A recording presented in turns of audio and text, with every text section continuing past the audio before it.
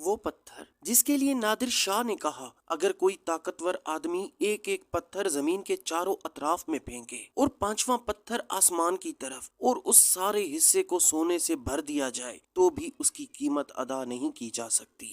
ہم بات کر رہے ہیں اسی قیمتی پتھر کی جسے دنیا کوہ نور کے نام سے جانتی ہے، جس کی آج تک کوئی قیمت فکس نہیں کی جا سکی۔ ساؤتھ انڈیا کے کئی حصوں پر سن 1163 سے لے کر 1323 تک ککٹیہ ڈائنیسٹی کی حکومت تھی۔ بابر نامہ کے مطابق جب 1308 میں خلجی سلطنت کے دوسرے بادشاہ علاؤدین خلجی کے لیفٹیننٹ ملک کفور نے ککٹیہ سلطنت پر حملہ کیا تھا، تب لوٹ میں ان کو یہ پتھر بھی ملا تھا، اور مانا جاتا ہے کہ اسی ککٹیہ سلطنت کے دور میں کولور خان سے یہ پتھر ملا تھا۔ لیکن جب بابر نے دہلی کو فتح کیا تب 1526 میں ان کو کوہ نور دیا گیا تھا، اور پھر ایک مغل بادشاہ سے دوسرے مغل بادشاہ تک یہ پتھر منتقل ہوتا رہا۔ سال 1526 سے لے کر 1739 تک یہ قیمتی پتھر مختلف مغل بادشاہوں کے پاس رہا، لیکن جب 1739 میں ایران کے نادر شاہ نے دہلی پر حملہ کیا اور نتیجتاً کوہ نور ان کے ہاتھ لگ گیا۔ دہلی فتح کرنے کے بعد نادر شاہ سارے خزانے کے ساتھ کوہ نور کو بھی افغانستان کے شہر ہرات لے آیا۔ نادر شاہ کو اپنے ہی ہیڈ گارڈ نے 1747 میں قتل کر دیا تھا، اور پھر ان کا پوتا ان کی جگہ نیا امیر بنا اور ساتھ میں کوہ نور پتھر کا وارث بھی۔ لیکن اس دوران نادر شاہ کے خزانچی احمد شاہ ابدالی نے اپنی ہی سلطنت درانی امپائر کا اعلان کر دیا، جس کی وجہ سے سال 1751 میں نادر شاہ کے پوتے کو کوہ نور احمد شاہ ابدالی کو دینا پڑا۔ احمد شاہ ابدالی کا پوتا شجاع شاہ درانی اس قیمتی پتھر کو ہاتھ میں پہنا کرتا تھا، لیکن بہت جلد شجاع شاہ درانی کو تخت سے ہٹا دیا گیا، جس کی وجہ سے سال 1813 میں شجاع شاہ لاہور آ گئے۔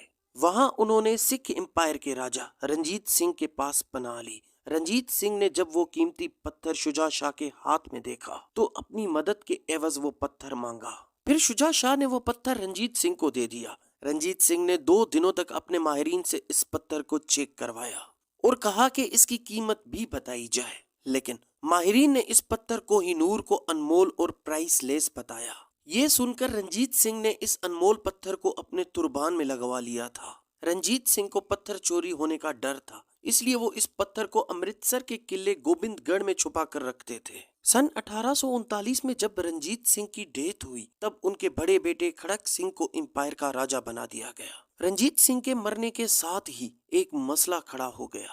اس وقت کے برہمنوں کے ہیڈ گوبند رام نے کہا کہ راجہ رنجیت سنگھ یہ پتھر اور باقی قیمتی ہیرے جگناتھ کے مندر میں دینا چاہتے تھے، لیکن خزانچی بیلی رام کا کہنا تھا کہ یہ حکومت کی پراپرٹی ہے نہ کہ راجہ کی ذاتی، اس لیے کوہ نور اور باقی ہیرے موتی نئے راجہ کھڑک سنگھ کو ملنے چاہیے، اور بعد میں یہ فیصلہ کر کے کوہ نور اور باقی ہیرے موتی قومی خزانے میں چھپائے گئے۔ کھڑک سنگھ کو کچھ ماہ میں ہی سلطنت سے اپنے ہی پرائم منسٹر دھیان سنگھ نے ہٹا دیا اور اس کو جیل میں بند کروا دیا گیا۔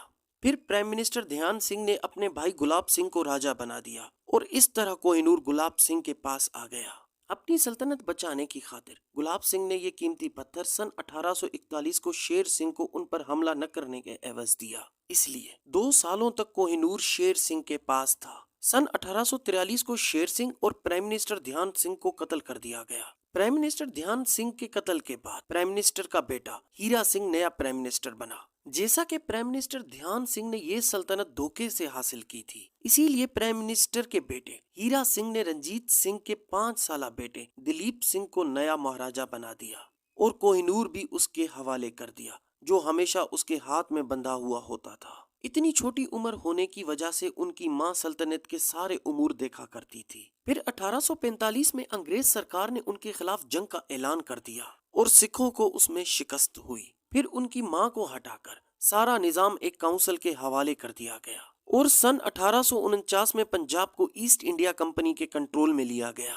تب لاہور کا آخری معاہدہ طے پایا، جس میں معاہدے کے تحت دلیپ سنگھ نے Koh Noor East India company کے حوالے کر دیا، جو جولائی 1850 میں کوئین وکٹوریہ کو دیا گیا، جو آج بھی برطانیہ کی ملکہ کے تاج میں لگا ہوا ہے۔ تو دوستو، یہ تھی ایک انمول پتھر کوہ نور کی تاریخ۔ کیسے لگی آپ کو؟ کمنٹس باکس میں ضرور بتائیے گا۔ شکریہ۔